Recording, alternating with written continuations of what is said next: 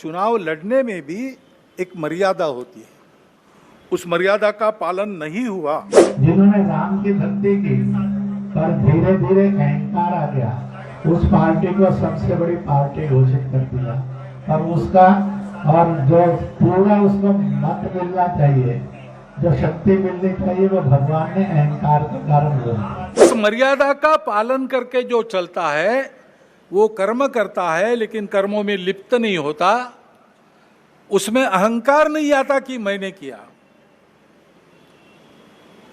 और वही सेवक कहलाने का अधिकारी रहता है। अब बोलने से क्या फायदा, इंद्रेश जी हो या मोहन भागवत जी हो, कौन सुन रहा है? अब तो मोदी जी ने उनको अप्रासंगिक बना दिया है। नमस्कार, hello and welcome to the legal observer. मेरा नाम है मनोज रस्तोगी और आप देख रहे हैं मेरा यूट्यूब चैनल।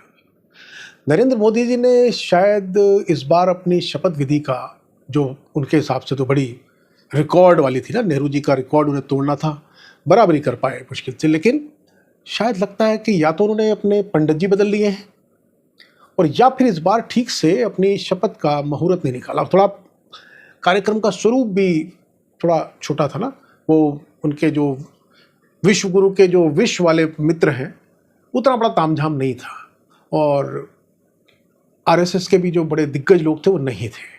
पहले दिन ही अपशगुन हो गया, शपथ के दिन, शपथ से पहले ही उनके जो गठबंधन सहयोगी हैं एनडीए के, जिसका वो ढोल उन्होंने बाद में पीटा, शपथ से पहले भी पीटा कि 10 साल से एनडीए, जो कि मोदी सरकार थी। अब वो तो अतीत की बात हो गई, अभी तो ना किसी अखबार में, ना किसी चैनल में, ना कहीं पर मोदी सरकार की तो बात ही नहीं आ रही है। अब तो एनडीए सरकार है, लेकिन उसकी भी परतें क्यों फटती जा रही हैं, हाँ? समझ नहीं आ रहा है। आरएसएस एक के बाद एक, पहले संघ प्रमुख का बयान आ गया, अहंकार, मणिपुर, शत्रु, प्रतिपक्ष, विपक्ष नहीं प्रतिपक्ष, समाज को विभाजन नहीं करना है।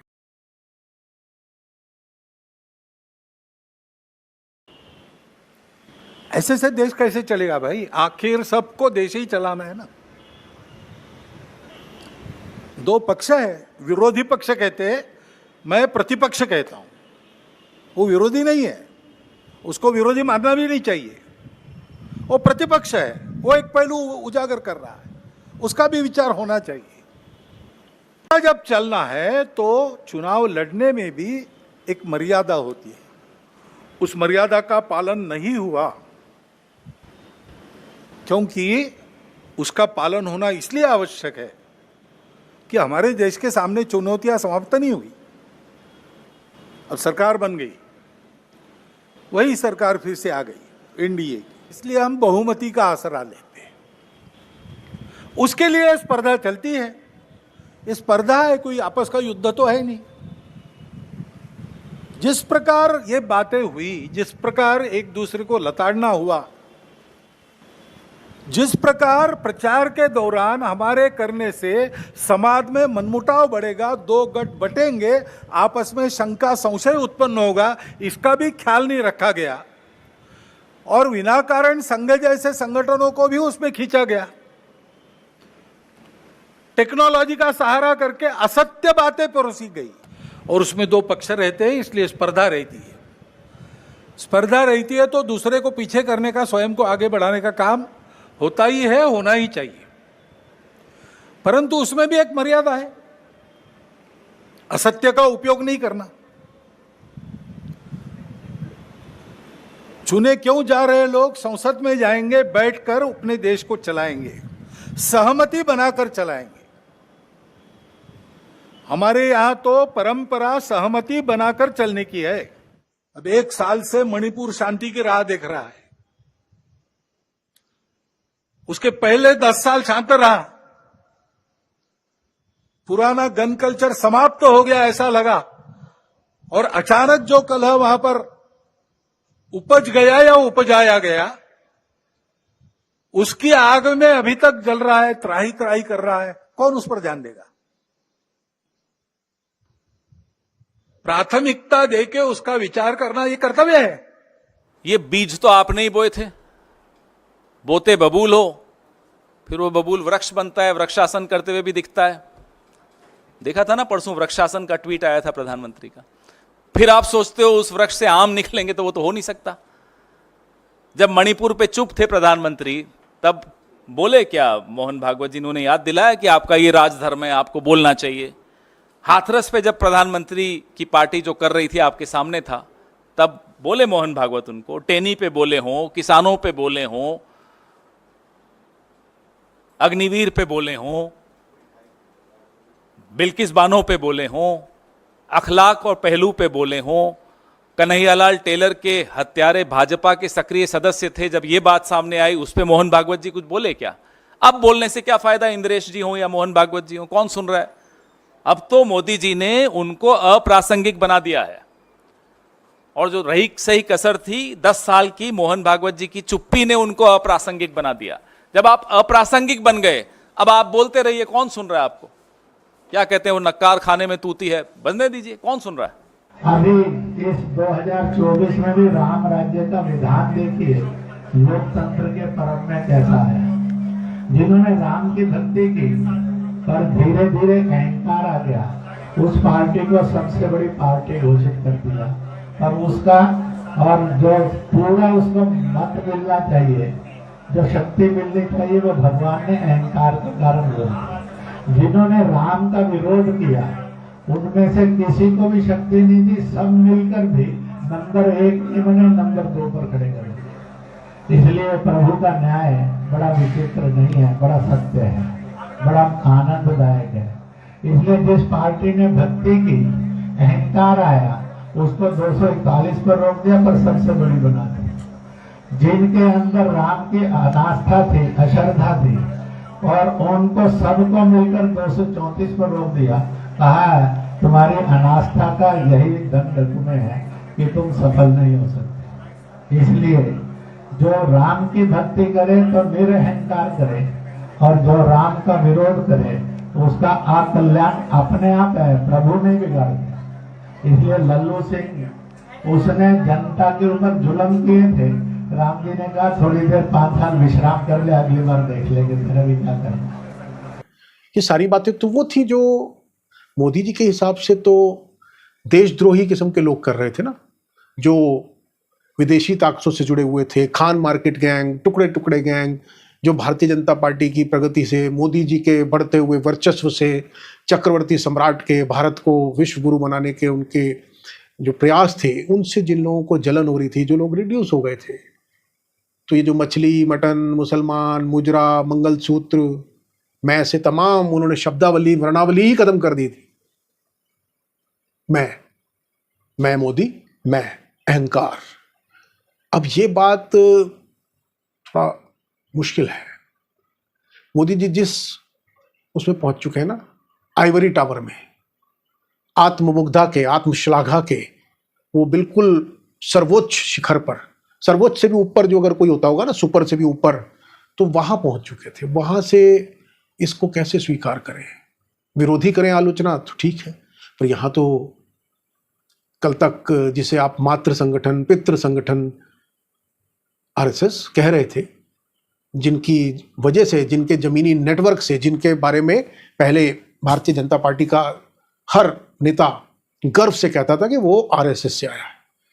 आरएसएस जो कार्यशाला है, प्रयोगशाला है, जहां चरित्र निर्माण होता है, जिसने भारतीय जनता पार्टी को आरएसएस के अनुषंगी सब्सिडरी ऑर्गेनाइजेशन, आरएसएस के सहयोगी संगठन, जो राजनीतिक मकसद से बनाया गया था, जिसका काम था व्यवस्था को हाथ में लेना, ताकि वो जो एक आरएसएस का स्वप्न है, रेनेजा, सांस्कृतिक पुनरुत्थान का, हिंदू अखंड राष्ट्र का, उसको बनाने के लिए। और उसमें नरेंद्र मोदी जब आए तो उन्होंने बड़े बड़े कीर्तिमान की स्थापित किए। वो सारे जो आरएसएस के स्वप्न थे, आरएसएस के लक्ष्य थे, सारे उन्होंने पूरे करने की चेष्टा की। लेकिन उसी के दौरान वो स्वयं भी लार्जर देन लाइफ का उन्होंने जो अवतार लिया, स्वयंभू अवतार बनाया, वो नहीं, स्वयंभू, सारी चीजें धीरे धीरे धीरे धीरे घूमते घूमते घूमते ब्रांड मोदी, पूरे नए नैरेटिव, नए वर्ड, नए मेटाफर, नए मुहावरे, नए तरीके, वो सब ढूंढ लिए गए। आरएसएस जाहिर है कि वो इन सब चीज़ों को स्वीकार नहीं करेगा। करेगा तो फिर आरएसएस की अपनी जो पहचान है, विच एक उसकी जो विशिष्ट पहचान है, उससे खो देगा। तो ये जो बयान आरएसएस प्रमुख के आ रहे हैं गलत नहीं है, सही है, 100% सही है। उनको अपने स्वयं सेवकों के सामने जिस चीज की सीख, जिस बात की उन्होंने कूट कूट कर, जो मोल्ड है आरएसएस का, जिसमें निर्माण होता है, जिसमें पूरा एक वो व्यक्तित्व का निर्माण करते हैं, जो जिसके ऊपर उनको गर्व भी है, उससे कैसे वो ये बात कहेंगे? क्या अगर कह सकते थे क्या? अगर कहते तो क्या उनके स्वयंसेवकों को नहीं लगता कि ये तो दोहरापन है? क्या वो जो आरएसएस के स्वयंसेवक हैं उन्हें ये बात का एहसास नहीं है? वक्त के हिसाब से चीजें बदलती हैं और आरएसएस ने भी वो बदलाव सीखा है।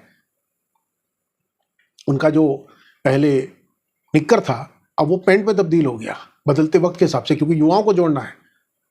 तो इसी तरीके से जो बदलते वक्त की चुनौतियां हैं उनको आरएसएस स्वीकार करता आया है अपनी तरीके से, लेकिन उसकी अपनी वेलोसिटी है, उसका अपना मोमेंटम है, उसकी अपनी डायनेमिक्स है, उसका अपना तरीका, और वो उसी पर कायम है। लेकिन ये जो पिछले 5 सालों में हुआ, जिसके बाद ये जो बयान आने शुरू हुए कि सब कुछ मोदी, अमित शाह और बाकी फिर उसके साथ जो दूसरे लोग थे, वो सारी चीजें जो भारतीय जनता पार्टी की पहले विशिष्ट पहचान का प्रतीक थी, चाल, चरित्र, चेहरा, चिंतन, जो उनकी सिद्धांत थे, जिसको लेकर आरएसएस और बीजेपी, जिसको लेकर बीजेपी कहती थी, चाहे वो परिवारवाद हो, चाहे वो अवसरवाद हो, चाहे वो दलों को तोड़ने की बात हो, चाहे वो नीतिगत बातें हो कि हम ये नहीं करेंगे, ये हमारी सैद्धांतिक वो है। एक अपर उसकी जो मॉरल ग्राउंड था, अपर उससे पेडेस्टल पे, ऊपरी दूसरों से नैतिक आधार पर, वो सब तो खत्म हो गया। अब तो आप वो सब कुछ कर रहे हो, और आज तो भारतीय जनता पार्टी है नहीं जिसमें आरएसएस अपनी कसौटी पर घिसकर बनाए हुए स्वयंसेवकों को प्रचारक के तौर पर भेजता था, फिर उनको भारतीय जनता पार्टी में भेजा जाता था। अब तो आप दूसरे दलों से आयात कर रहे हैं, रातों रात निष्ठाएं खरीदी जा रही हैं। तो ये स्वाभाविक है, इसमें कोई आश्चर्य की बात नहीं है। अगर इंद्रेश जी का जो बयान आया है तो ये बिल्कुल सहज है, इसको सहजता से लेना चाहिए। इसको राजनीतिक उसमें क्यों, तो बहुत स्वाभाविक बात है। वो तो सच ही कह रहे हैं ना, अपने स्वयंसेवकों से अपने इंटरनल मंच पर, अपने आंतरिक मंचों पर वो वही बात कहेंगे, और वो कहनी चाहिए। नहीं कहेंगे तो वो खुद अप्रासंगिक हो जाएंगे। इसलिए उसमें कोई आश्चर्य या हैरानी की बात नहीं है। ये तो इसमें तो कोई किसी को भी दुविधा या किसी को भी वो होनी चाहिए, दो विचार तो होने नहीं चाहिए। इसमें क्यों होने चाहिए? ये तो स्थापित हो गया ना, स्थापित हो गया। तो और ये भी बात बिल्कुल ठीक है, जो अगर पब्लिक डिबेट में थी, राजनीतिक जो विशेषज्ञ हैं राजनीति के, या जो राजनीति के टिप्पणीकार हैं, बौद्धिक लोग जो हैं, जो इंटेलेक्चुअल्स हैं, जो समय की चाल को भांपना जानते हैं, जो उसका विश्लेषण करने की जिनके पास क्षमता है, उन्होंने अगर ये कहा कि जिस तरीके से भारतीय जनता पार्टी में दूसरे दलों से दागदार ऐसे लोगों को लिया जा रहा है, क्योंकि सिर्फ सत्ता हथियाना ही एकमात्र लक्ष्य रह गया, साम दाम दंड भेद। चाणक्य की नीति को भी, चाणक्य ने भी जब इस समय ये नीति का आविष्कार किया होगा, उसे नहीं पता होगा कि कोई उसका एक शिष्य आएगा गुजरात से जो उसकी नीति को उसके सोचने से भी ज्यादा आगे ले जाकर के पूरी करेगा, और उसका संतुलन भी वो पता नहीं किस तरीके से अपने हिसाब से ही बना देगा। जरूरत पड़े तो गांधी को अपना लो, जरूरत पड़े तो बोस को यूज कर लो, जरूरत पड़े तो पटेल को कैश कर लो, जरूरत पड़े तो कुछ भी कर लो।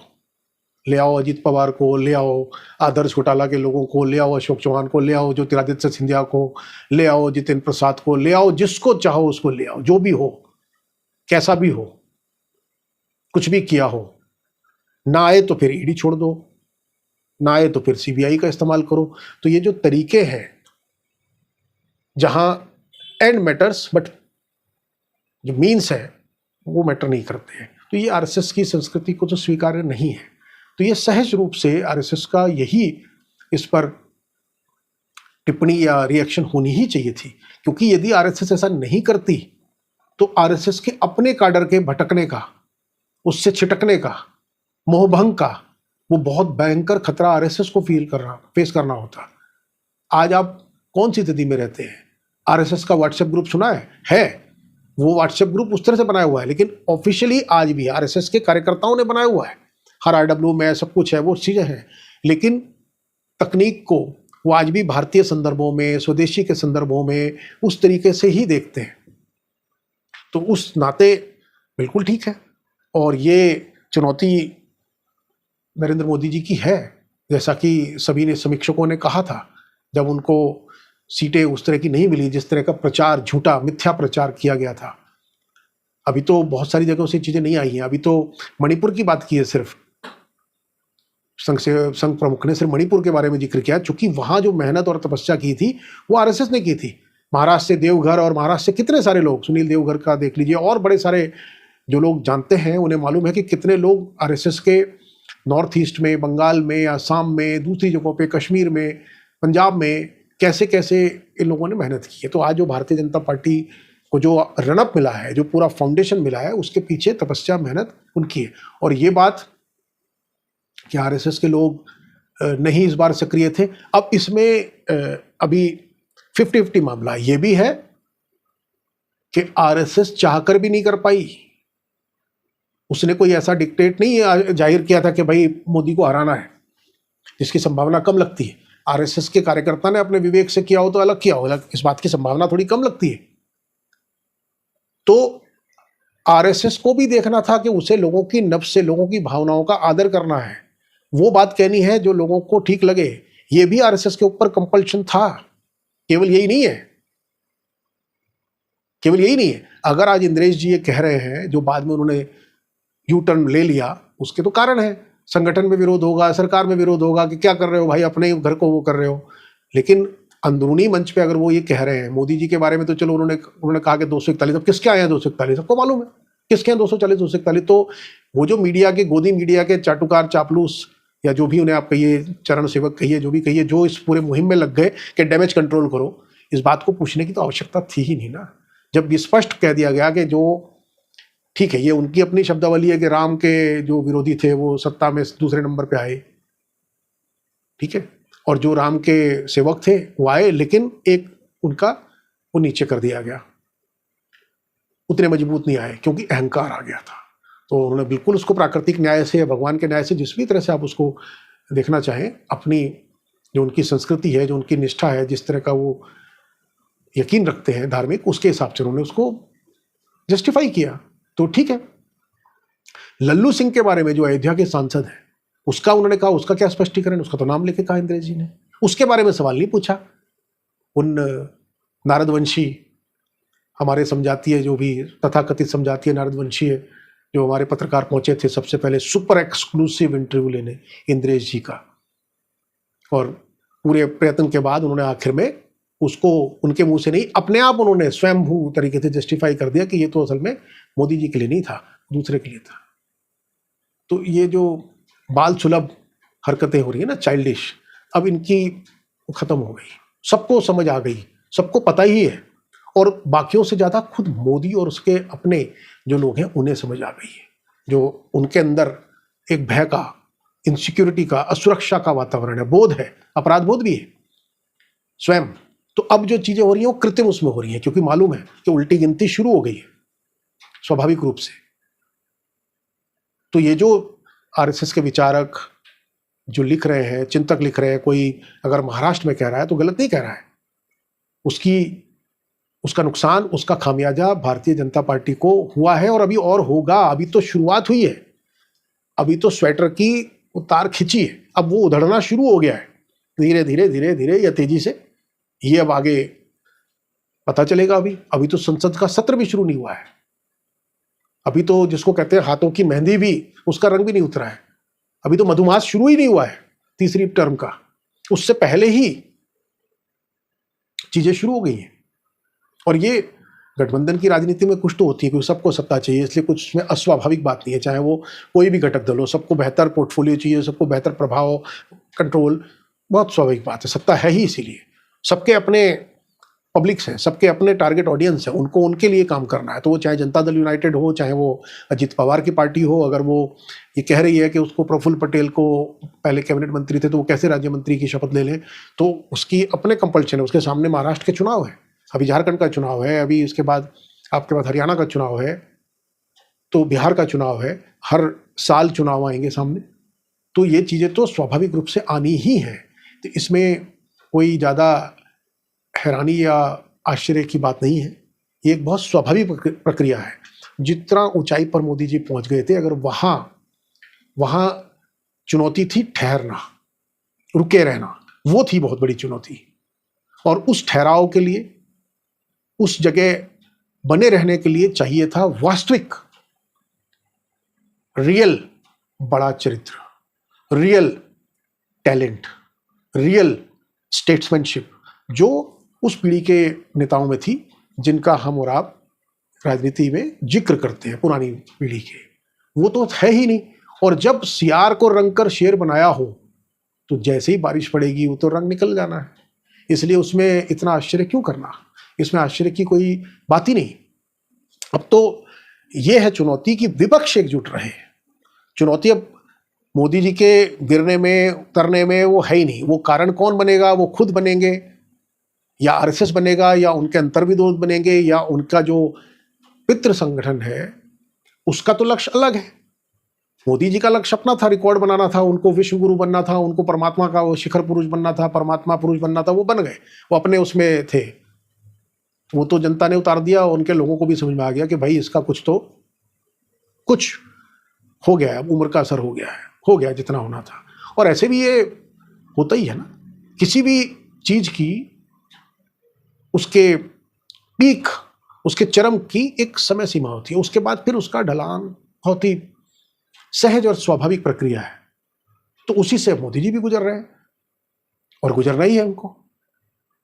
और देश के लिए ये अच्छी बात है, लोकतंत्र के लिए बहुत ही अच्छी बात है। अहंकार टूटे, इस तरह का जो छद्म वो बन गया, वो बोध वो भी टूटे। जनता की रुचि, जनता का महत्व, जनता की राय का महत्व, जो पहले आर्टिफिशियल तौर पे वो मन की बात करते थे, अब जन की बात की गूंज अगर उन्हें सुनाई दे रही है, समझ आ गई है, जिसका बहुत शक है कि उन्हें समझ आएगी, क्योंकि हथकंडे तो वो भी वही अपना रहे हैं। केवल स्वांग रचने से नहीं हो जाएगा ना। तो ये जितनी भी बातें थी, जो मुद्दे थे महंगाई के, जो मुद्दे थे बेरोजगारी के, जो मुद्दे थे अहंकार के, और जिसका जिक्र सरसंघचालक ने भागवत जी ने किया, वो बिल्कुल सही है, उसमें कहीं कोई संशय नहीं। और अभी आने वाले दिनों में ऐसी आवाजें, ऐसे स्वर और मुखर होंगे और दिखाई देंगे।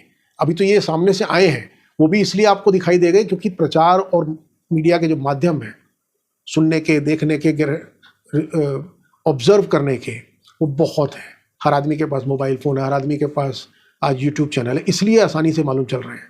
पहले ये इतनी आसानी से पता नहीं चलते थे। राष्ट्रीय स्तर पे उनकी अभिव्यक्ति या राष्ट्रीय स्तर पे उनकी प्रतिध्वनि उतनी आसानी से नहीं आती थी।